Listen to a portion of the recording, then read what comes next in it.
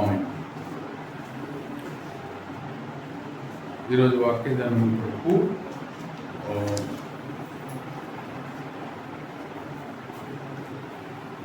విలాప వాక్యం 3వ అధ్యాయం 22 వచనం చదువుతున్నాం. Lamentations chapter 3 verse 22. Lamentations chapter 3 verse 22. విలాప వాక్యములు 3:22 చదువుకుందాం. విలాప వాక్యములు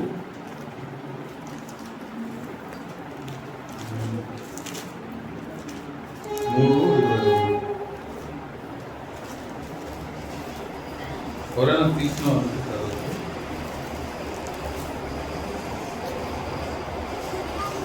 విలాప వాక్యములు 3:22.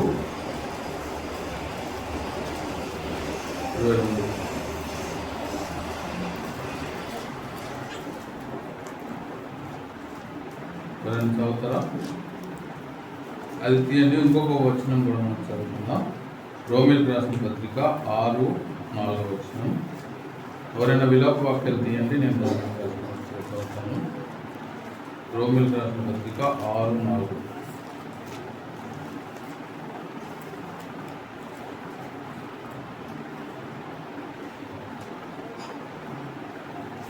రోమీయులకు రాసిన పత్రిక 6వ అధ్యాయం 4వ వచనం నేను చదువుతున్నాను. తర్వాత ఎవరైనా విలాప వాక్యంలో 3:22 రెడీగా ఉన్నారు చూస్తున్నా. Romans chapter 6 verse 4. కాబట్టి రోమన్స్ చాప్టర్ 6 verse 4. కాబట్టి తండ్రి మహిమ వలన క్రీస్తు మృతులలో నుండి ఎలాగూ లేకపోయానో అలాగే మనమును నూతన జీవం పొందిన వారమై నడుచుకున్నట్లు మనము బాప్తిస్తం వలన మరణంలో పాలు పొందుటకై ఆయనతో కూడా పాతి పెట్టబడితిమి. అలాగే విలాప వాక్యంలో నేను తీస్తే చాలండి. యెహోవా కృపగలవాడు ఆయన వాత్సల్యత ఎడతెగక నిలిచినది కనుక మనము నిర్మలము కాకున్న వారము మనం నిర్మూలము కాకున్న వారము. ఆయన వాత్సల్యము నిరతము నిలుచును అనే మాట. ఇంగ్లీష్లో దేవుని వాత్సల్యం it is new every morning. ప్రతిదినము ఆయన వాత్సల్యము కొత్తగా ఉంటుంది అనే మాట మనం చూస్తాం. 23లో ఉంది అవర్స్. ఒకసారి చదువుతానన్నా 23 కూడా 23 చదువుతాను. అనుదినము నూతనముగా ఆయనకు వాత్సల్యత పుట్టిస్తున్నది. అనుదినము నూతనముగా ఆయనకు వాత్సల్యము పుట్టుచున్నది. అనుదినము మరియు వాత్సల్యము దేవునికి పుట్టుచున్నది అనే మాట. ఎంతైనా నమ్మదగిన వాడవు. అనుదినము వాత్సల్యము నూతనముగా పుట్టుచున్నది. ఇక్కడ కూడా రోమీయులకు రాసిన పత్రికలు కూడా ఒక మాట ఉంది. నూతనము అని ఉంది కదా. అదేంటిది? రోమీయులకు రాసిన పత్రిక 6లో మనం చూస్తే నూతన జీవము పొందిన వారమై నడుచుకున్నట్లు. సో ఈ నూతనమైన విషయాలు ఏంటి అని మరి కొన్ని తలంపుల మీద పంచుకోవాలని ఆశపడుతున్నాను. నూతన జీవము పొందిన వారమై నడుచుకున్నట్లు అని మనం చూస్తున్నాం. దేవుని వాత్సల్యము మన పట్ల అనుదినము నూతనముగా ఉన్నట్లుగా మనం చదువుకున్నాం. మన జీవితంలో మనం గమనించినట్లయితే మరి న్యూ ఇయర్లో మొదటి వారం ఆయన సన్నిధిలో మనం ఆరాధించడానికి చేరి వచ్చాం. Every day is a new day అని ఒక మాట ఉంది. ప్రతిరోజు మనకి నూతన దినం దేవుడు దయచేస్తున్నాడంటే ఎవ్రీ ఇయర్, ప్రతి సంవత్సరం దేవుడు మనకు నూతనంగా ఈ సంవత్సరాన్ని దయచేశాడు. ఈ ఇయర్లో మరి how we have to spend లేక ఈ నూతన సంవత్సరంలో దేవుడు మనకి ఇచ్చిన టైం కదండి, the minutes, the hours, the seconds, how we spend, how we should live. మరి నూతన జీవం పొందిన వారమై నడుచుకున్నట్లు అనే మాట రోమీయులకు రాసిన పత్రికలో మనం చూస్తాం. ఈ నూతన సంవత్సరంలో మనం నూతన జీవం కలిగి ఎలాగో నడుచుకోగలమో I want to show some examples. కొన్ని ఎగ్జాంపుల్స్ తోటి మీ ముందు పంచుకోవాలని ఆశ కలిగి ఉన్నాను. మరి దేవుడు మనకు నూతన జీవం దయచేశాడు. His love is new every morning కదండి. దేవుడు తన యొక్క వాత్సల్యం అనుదినము నూతనముగా పుట్టుచున్నదనే మాట మనం చూస్తాం. How we should respond to the love of God. మరి నూతన జీవం కలిగి మనం ఆయన కొరకు జీవించాలంటే మనం ఎలాగునా జీవించగలం. How we can live a new life closer to God అని మనం చూసినట్లయితే మనం అందరం కూడా యేసుక్రీస్తునందు విశ్వాసం ఉంచిన వారమే. యేసుక్రీస్తుని నమ్ముకొని ఆయన శిష్యులుగా అయిన వారమే. యేసుక్రీస్తు ఒక మాట చెప్తారండి, మనం చూద్దాం. We will look at Luke chapter 6 verse 40. లూకా రాసిన సువార్త 6వ అధ్యాయం చదువుకుందాం. లూకా రాసిన సువార్త 6:40లో 6:40 లూకా 6:40లో మనం గమనించినట్లయితే శిష్యుడు తన బోధకుని కంటే అధికుడు కాడు, శుద్ధుడైన ప్రతి వాడును తన బోధకుని వలె ఉండును. ఇక్కడ మనం చూస్తే every disciple is like teacher. మనము ఎవరి శిష్యులం? We are disciples of Jesus Christ కదా. ఈ న్యూ ఇయర్లో మనం నూతన జీవం పొంది నడుచుకోవాలంటే ఎలా ఉండాలంటే దేర్ ఆర్ 2 గ్రూప్స్. మనం చరిత్రలో గమనించినట్లయితే ఎర్లీ క్రిస్టియన్స్ ఉన్నారు కదండి. ఎర్లీ క్రిస్టియన్స్ వారిని అంత్యలో ఉన్న అంత్యకులో ఉన్న విశ్వాసులు క్రైస్తవులు అనబడి అన్నమాట మనం చూస్తాం కదా. దే ఆర్ కాల్డ్ డిసైపుల్స్ లేక దే ఆర్ కాల్డ్ క్రిస్టియన్స్. మనం కూడా వీఆర్ ఆల్సో కాల్డ్ క్రిస్టియన్స్. ఈ న్యూ ఇయర్లో ఎంటర్ అయ్యేటప్పుడు ఒక్కసారి మరి ఆదిమ సంఘ క్రైస్తవులను మీకు జ్ఞాపకం చేయాలని నేను ఆశ కలిగి ఉన్నాను. ఈ వచనంలో యేసుక్రీస్తు పలుకుతున్న మాట ఏంటంటే, ఒక శిష్యుడు వన్స్ హీస్ ట్రైన్డ్, తాను బోధింపబడిన తర్వాత బోధకునిగా మారిపోతాడు. ఇన్ దిస్ న్యూ ఇయర్ మనం సంవత్సరాల తరబడి ఆయన సన్నిధికి వస్తున్నప్పుడు, ఆయన సన్నిధిలో నేర్చుకున్నప్పుడు బాలులంగా, కొత్తగా బాప్తిసం తీసుకున్న వారంగా, మరి కొత్తగా దేవుని సన్నిధిలో నడిచే వారంగా ఎదుగుచున్నప్పుడు శుద్ధుడైన ప్రతి వాడును తన బోధకుని వలె ఉండును. If we are real disciples, ఒకవేళ మనం ఆయన శిష్యులంగా ఉన్నట్లయితే అల్టిమేట్లీ ఆయన సన్నిధిలో మనం గడిపే time we will become like the teacher. యేసుక్రీస్తు లాగా మన జీవితం మారిపోతుంది. ఈ ప్రవర్తన త్రూ ద ఇయర్స్ మనం యేసుక్రీస్తుని నమ్ముకొని ఆయన విశ్వాసంలో కొనసాగించినప్పుడు దిస్ గ్రూప్ ఇస్ కాల్డ్ ఈ గ్రూప్ ని డిసైపుల్స్ అంటారు. There is one more group, ఇంకో గ్రూప్ కూడా ఉంది. Those are believers. విశ్వాసులు అనేబడేవారు. మరి ఆదిమ క్రైస్తవులు కొంతమంది ఏంటంటే యేసుక్రీస్తుని నమ్ముకున్నారు, మరి చర్చికి వెళ్తున్నారు, వస్తున్నారు. కానీ కొంతమంది క్రైస్తవులుగా, కొంతమంది శిష్యులుగా. క్రైస్తవునికి శిష్యునికి డిఫరెన్స్ ఏంటిది అని మనం గమనించినట్లయితే, ఒక శిష్యుడు మరి బోధకుని లాగా ఉండడానికి శుద్ధుడు అయినాక బోధకుని లాగా మారుతాడు అనే మాట యేసుక్రీస్తు చెప్పిన మాట. యేసుక్రీస్తుని వెంబడించే వారంగా మనం ఉన్నట్లయితే, మరి ఎన్నో సంవత్సరాలుగా మనం ఆయనను వెంబడిస్తున్నాం. మరి యేసుక్రీస్తు ఈ లోకంలో ఉన్నప్పుడు కూడా different groups following Jesus Christ. యేసుక్రీస్తుని వెంబడించేవారు అనేకులుగా ఉన్నారు. అయితే నిజమైన శిష్యులకి మరి నార్మల్ విశ్వాసులకి ఉన్న డిఫరెన్స్ మరి కొన్ని ఎగ్జాంపుల్స్ తో మీకు చూపించాలని, మనం ఎలా ఉన్నామో ఈ న్యూ ఇయర్లో మరి ఎన్నో సంవత్సరాలుగా దేవుని సన్నిధికి వస్తున్నాం. అయితే మరి యేసుక్రీస్తుని వెంబడించిన వారిలో కొంతమంది ఎలా ఉన్నారు, ఇంకొంతమంది ఎలా ఉన్నారు. There are 2 groups I want to show you in 2-3 passages. దాని వల్ల మనల్ని మనం వీ కెన్ ఎగ్జామిన్ అవసరం. లూకాస్ రాసిన సువార్తలో 17th వర్స్ మనం చదువుతున్నాం. లూకా రాసిన సువార్త 17వ అధ్యాయం 17వ వచనం చదువుతున్నాం. లూకా రాసిన సువార్త 17వ అధ్యాయం 17వ వచనం.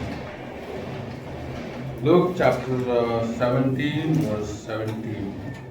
లూకా రాసిన సువార్త 10 మంది శుద్ధులైరి. 10 మంది శుద్ధులైరి కారా? ఆ 90 ఎక్కడ? ఆ 90 ఎక్కడ? ఎక్కడ మనం ఈ మనుషుడు తప్ప దేవుని మహిమపరచు తిరిగి వచ్చిన వాడు ఎవడును? ఈ అన్యుడు తప్ప దేవుని మహిమపరచుటకు తిరిగి వచ్చిన వాడు ఎవడును అగపడలేదా అని యేసయ్య చెబుతున్నాడండి. మరి యేసయ్యను వెంబడించే వారిలో ఒక 10 మంది కుష్ఠ రోగులు ఉన్నారంటండి. ఈ లూకా రాసిన సువార్త 17వ అధ్యాయంలో మనం గమనిస్తే ఇక్కడ మనం చూస్తే 13వ వచనం చదువుతున్నాను. యేసు ప్రభువా 12 నుంచి చదువుతున్నాను. ఆయన ఒక గ్రామంలోనికి వెళ్ళుచుండగా 10 మంది కుష్ఠ రోగులు ఆయనకు ఎదురుగా వచ్చి దూరంగా నిలిచి, యేసు ప్రభువా మమ్ము కరుణించుమని కేకలు వేసిరి.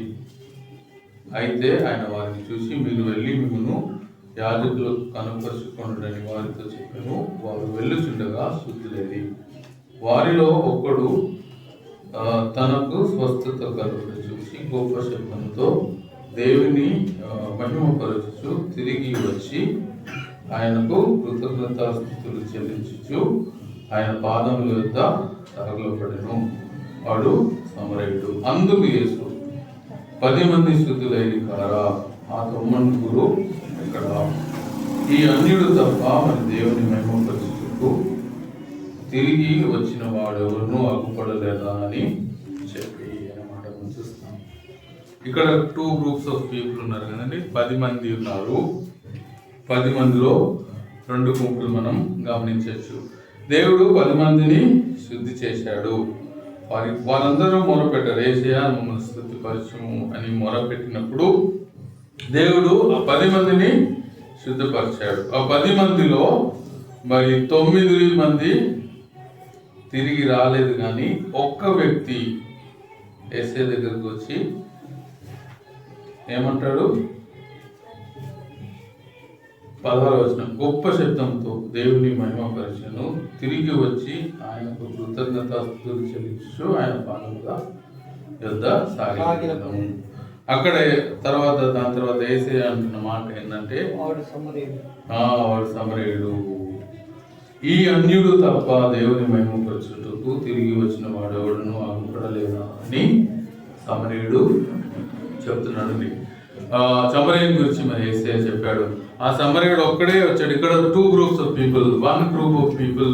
ఈ రోజు కూడా మనం విశ్వాసులను గమనించినట్లయితే ఒక గ్రూప్ ఆఫ్ పీపుల్ మరి యేసుక్రీస్తును నమ్ముకున్నారు, శుద్ధులయ్యారు. కానీ తిరిగి వచ్చి మరి దేవుని మహిమపరిచే ధైర్యం, ఆ కృతజ్ఞత భావం లేని వారిగా ఉన్నారు అని మనం చూస్తున్నాం. ఈ నూతన సంవత్సరంలో let us examine our hearts, మన హృదయాలను ఒకసారి గమనిద్దాం. ఏ గుంపులో ఉన్నాం? ఆ 9 మందిలో ఉన్నామా?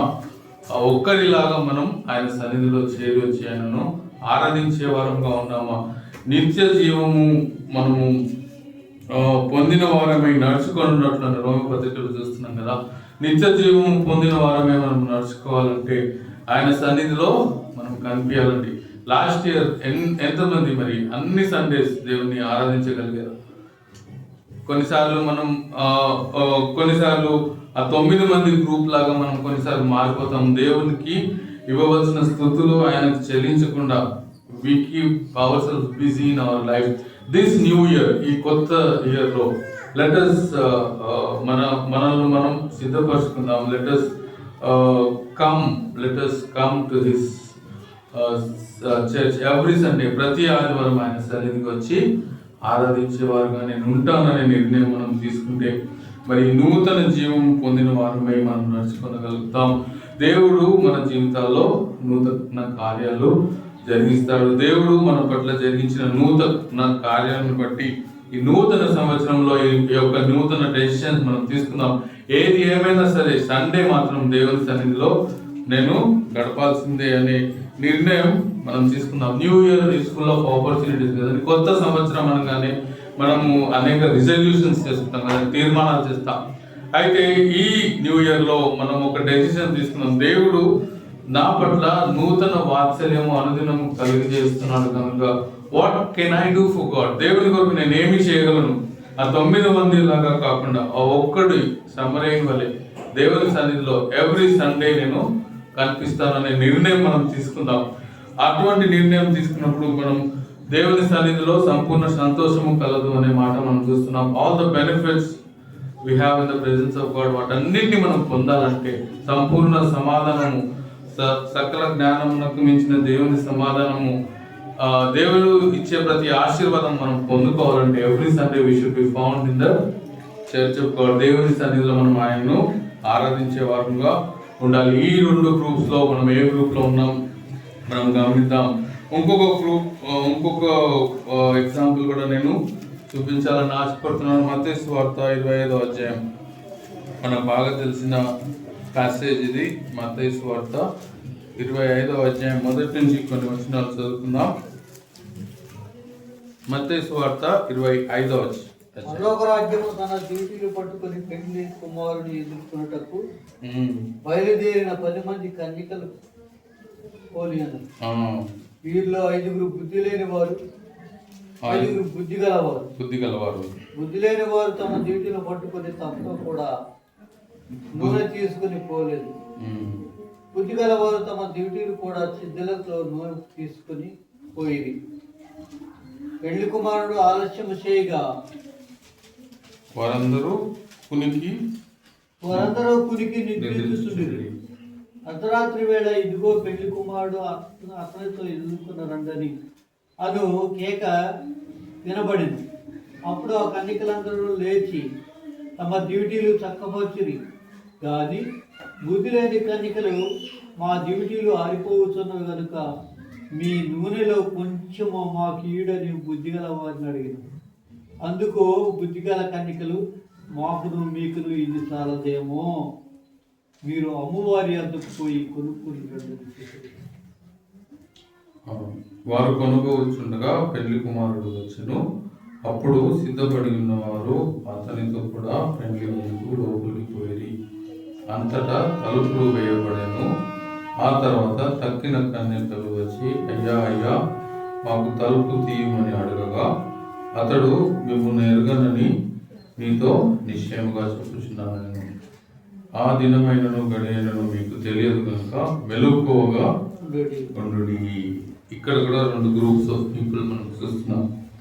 ఒక గ్రూపు బుద్ధి గల కన్యకలు, వారు వారి దివిటీలు రెడీ చేసుకున్నారట. వారి దివిటీలలో దీపం కూడా ఉంది. వారి దగ్గర దివిటీలు రెడీగా ఉన్నాయి, దివిటీలో దీపము రెడీగా ఉన్నాయి.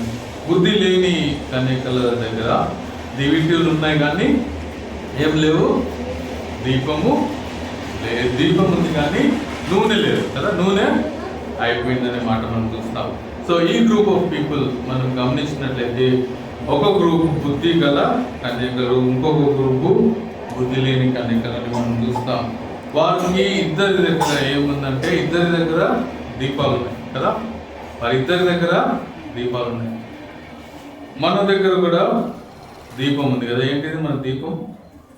నీ వాక్యము నా పాదములకు దీపము, నా త్రోవకు వెలుగు. దేవుని వాక్యము అందరూ కలిగి ఉన్నారు. కానీ మరి కొంతమంది దీపాలలో నూనె లేదు, కొంతమంది దీపాలలో నూనె కలిగి ఉన్నారు. వాట్ ఇస్ దిస్ నూనె? మనం బైబిల్ గ్రంథంలో చూస్తే నూనె దేనికి సాదృశ్యం? పరిశుద్ధాత్మకు సాదృశ్యం. పరిశుద్ధాత్మ పూర్ణులై జీవించుడి అనే మాట మనం నూతన నిబంధనలో మనం చూస్తున్నాం.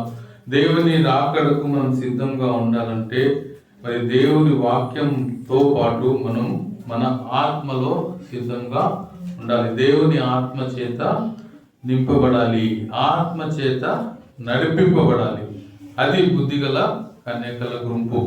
బుద్ధి లేని కన్యకల గుంపు దేవుని వాక్యం తెలుసు కానీ మరి ఆత్మతో నింపబడలేదు, మరి వారి దివిటీలలో నూనె వారు పెట్టుకోలేదు. అందువలన వారు నష్టపోయారు కదండి.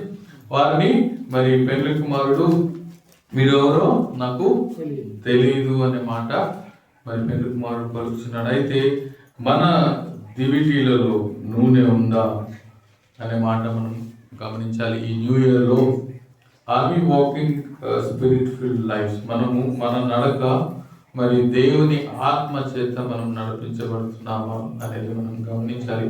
దేవుని వాక్యం చదివి దేవుని ఆత్మ చేత, ఒకవేళ గత సంవత్సరం అంతా మనం నడవలేదేమో, గత సంవత్సరం అంతా మనం దేవుని వాక్యాన్ని పక్కన పెట్టేసి మన ఇష్టానుసారంగా నడిచేమేమో, ఈ సంవత్సరం మన నడక మరి నూతన జీవం పొందిన వారై నడుచుకున్నట్లు అనే మాట మనం చూస్తున్నాం.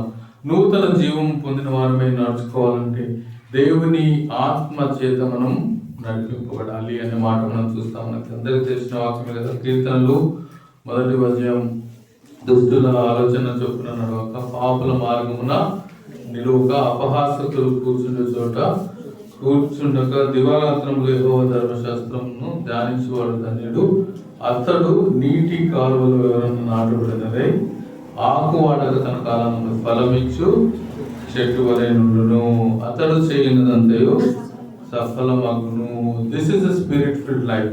మనం దేవుని వాక్యాన్ని మన హృదయంలో కలిగి ఆత్మపూరితమైన జీవితం మనం జీవించినప్పుడు మనం వర్ధిల్తాం. లేకపోతే ఆ బుద్ధి లేని కన్యకలలాగా నష్టపోతాం అనేది ఈ న్యూ ఇయర్లో మనం జ్ఞాపకం చేసుకునే రెండవ విషయం. దేవుడు మన పట్ల తన కృపను అనుదినము చూపిస్తూనే ఉన్నాడు. అనుదినము మనకు దేవుడు నూతన కృపను మన పట్ల చూపిస్తున్నాడు. Every day is a new opportunity for దేవుని కొరకు మరి నడుచుకోవాలంటే మరి దేవుడు అనుదినము మనకు కొత్త అవకాశమును దయచేసినట్లుగా మనం చూస్తున్నాం. ఎర్లీ క్రిస్టియన్స్ మరి ఆది సంఘం they sacrifice their lifes for Jesus Christ. దేవుని కొరకు వారి ప్రాణాలు త్యాగం చేశారు. వారు నిజమైన శిష్యులుగా ఉండి దేవుని నిజంగా వెంబడించి they didn't care about their lives, their houses. తండ్రినైనా మనం పోగొట్టుకున్నారు. వారు దూర ప్రదేశాలకు వెళ్ళారు. They sacrifice their lives. మన జీవితాలు ఎలా ఉన్నాయి, హౌ ఆర్ వి, మనం ఎలా నడుచుకుంటున్నాం. మరి దేవునిని వెంబడించే వారంగా ఉన్నట్లయితే ఈ రెండు విషయాలు మనం ఈ Sunday, first Sunday off this year మనం డెసిజన్ తీసుకుందాం. Every Sunday I will be found దేవుని సన్నిధిలో. ప్రతి ఆదివారం నేను ఆయనను ఆరాధించే వారంగా ఉంటాను. 9 మంది వరకు కాకుండా ఒక్కడు ఎవరైతే తిరిగి వచ్చి దేవుని ఆరాధించారో ఆ గుంపులో నేను ఉంటాను అనే డెసిషన్ తీసుకుందాం. రెండవది, మరి దేవుని ఆత్మ చేత నింపబడి నేను నడుచుకుంటాను అనే మాట మనం గమనించాలి. ఇంకొక మాట నేను చెప్పి ముగిస్తాను. మనం ఇంకొక తలంపు, మరి వెన్ వి లుక్ ఎట్ ఇజ్రాయేలీలు ఐగుప్తు దేశాన్ని దాటి వచ్చి అరణ్యంలో ఉన్నప్పుడు వారి మధ్యలో దేవుని మందస్సము కనిపిస్తుంది కదండి. They worship God. Worship is the centre of their life. వారి యొక్క జీవితానికి వర్షిప్ అనేది it's the centre of their life. వారు దేవుని ఆరాధించేవారుగా, మరి దేవుని మేలు పొందేవారుగా వారు నడుచుకున్న విధానాన్ని మనం గమనించినప్పుడు మన జీవితాల్లో కూడా మనం దేవుని ఆరాధించే వారంగా ఉండాలి. Worship should be our priority. Our life should move around worship. మన జీవితము మరి ఎలాగైతే మరి ఇజ్రాయేలుల మధ్యలో మందసము కలిగి ఉన్నప్పుడు వారు ఎలాగైతే గొప్ప కార్యాలు చేయగలిగారో, చూడగలిగారో, ఆశ్చర్యకార్యాలు చూడగలిగారో, మన జీవితంలో కూడా if we center our lives on the worship of Jesus Christ, యేసుక్రీస్తుని ఆరాధించటంలో మరి మనం కేంద్రీకరించిన వారమైతే మరి మనం ఏ పని చేసినా దేవుని ఆరాధించే వారంగా ఉండి మనం నడుచుకోవాలి అనే మాట మనం చూస్తాం. కానీ అనేక సార్లు మనం ఏమనుకుంటామంటే Sunday worship it's part of our life అనుకుంటాం కదా. ఆరాధన అనేది వారానికి ఒకసారి దేవుని సన్నిధిలో ఆరాధించాలి. తర్వాత మిగిలిన రోజులు నా ఇష్టానుసారంగా ఉండవచ్చు అని అనుకుంటాం, కానీ దేవుని వాక్యం అలా బోధించట్లేదు. బైబిల్ సేస్, కొరింథీయులకు రాసిన పత్రికలో ఉంది కదా, మీరు తినినా తాగినా ఏ పని చేసినా what ever you do it for the glory of God, దేవుని మహిమ కొరకు చేయుడి అనే మాట మనం చూస్తున్నాం. యేసుక్రీస్తు మరి ఆ రోజు అడిగిన ప్రశ్న, తొమ్మండుగురు ఎక్కడ? ఐ థింక్ ఈ రోజు కూడా మరి దేవుని ప్రశ్న ఇదే, ఆ తొమ్మండుగురు ఎక్కడ? Where are the 9? మన జీవితాలు ఆయనను ఆరాధించడంలో మనం మునిగి ఉన్నాము. మన జీవితంలో ఆయన ఆరాధన చుట్టూ ఉండాలి, కానీ మన జీవితంలో ఆరాధన ఒక భాగంగా మాత్రమే ఉండకూడదు. మనం ఆయనను ప్రతిదినం మనం ఏమి చేసినా మనం అనుకుంటాం కదా, నేను చేసే వర్క్కి ఆరాధనకి ఏం సంబంధం, నేను ఇంట్లో వండుకునే కూరగాయలకి దేవుని స్తుతించడానికి ఏం సంబంధం అని మనం అనుకుంటాం. కానీ దేవుని వాక్యంలో ఏం రాసిందంటే మనం ఏది చేసినా దేవుని మహిమ కొరకే చేయాలి. Whether we are studying, whether we are working, whether we are doing a job, whatever we are doing, we have to do it for the glory of God. Our life లో సెంట్రల్ పార్ట్ గా దేవుని ఆరాధన, దేవుడు ఉండాలి అనేది ఈ న్యూ ఇయర్ లో మనం జ్ఞాపకం చేసుకున్నాం. God should not be left over. అనేక సార్లు మనం ఇశ్రాయేలు జీవితాలు కూడా మనం గమనిస్తే వారు మిగిలిపోయిన యేసుక్రీస్తుకు తీసుకొచ్చేవారు. Left over things they will bring to Jesus Christ. ఇక్కడ కూడా మనం తొమ్మండుగురు ఎలా ఉన్నారంటే దేవుని ఆరాధించేవారుగా లేరు. మరి మనం ఏ గుంపులో ఉన్నాం? దేవుని ఆరాధించే గుంపులో ఉన్నామా, లేకపోతే దేవునికి మరి వ్యర్థమైన ఆరాధన చేసేవారుగా ఉన్నామా? లెఫ్ట్ ఓవర్ థింగ్స్ దేవునికి ఇవ్వడం, మన టైం అంతా మనం స్పెండ్ చేసుకొని మిగిలిన టైం దేవునికి ఇవ్వడం, ఎలా ఉంది మన జీవితం అనేది ఈ న్యూ ఇయర్లో మనం ఒకసారి జ్ఞాపకం చేసుకుందాం. మరి దేవుని వాక్యంలో ఏం చూసుకున్నామంటే, ఒకవేళ ఆయన శిష్యులమైతే ఆయనలాగా మనం ఉంటాం. ఆయన క్రీస్తు యేసుకు కలిగిన మనసు మీరును కలిగి ఉండి, మన క్రైస్తవ జీవితంలో యేసు క్రీస్తును మనం చూపించగలుగుతున్నామా? సంవత్సరాలు దాటిపోతున్నాయి, కానీ యేసు క్రీస్తుకు ఉన్న గుణగణాలు మన జీవితంలో అలవర్చుకోవాలి అని న్యూ ఇయర్ లో అందరికీ జ్ఞాపకం చేస్తున్నాను. సో దేవుని వాక్యం చేత మనం జ్ఞాపకం చేస్తున్న విషయం ఏంటంటే, మనం ఏ విధంగా నడుచుకోవాలి, దేవుని ఆరాధించే వారంగా నడుచుకోవాలి. అంతేకాకుండా దేవుని వాక్యాన్ని చదివి దేవుని ఆత్మ చేత నడిపింపబడే వారంగా ఈ న్యూ ఇయర్లో మనం జీవించడానికి దేవుడు మనల్ని బలపరిచి మనకు సహాయము చేయను. ప్రార్థన చేసుకుందాం. సర్వాధికారి సర్వోన్నత మా గొప్ప దేవా, మరి మీ సన్నిధిలో చేరి మీ వాక్యాన్ని వినడానికి మాకు చూపించిన కృపను బట్టి మీకు స్తోత్రాలు. అయ్యా, అనుదినము మీ వాత్సల్యము మా పట్ల మీరు చూపిస్తున్న విధానాన్ని బట్టి మీకు స్తోత్రాలు చేస్తున్నాం. మరి ఈ లోకంలో మేము ఏ విధంగా నడుచుకోవాలో 2 ఎగ్జాంపుల్స్, 2 గ్రూప్స్ ఆఫ్ పీపుల్ మేము చూసాం ప్రభావ.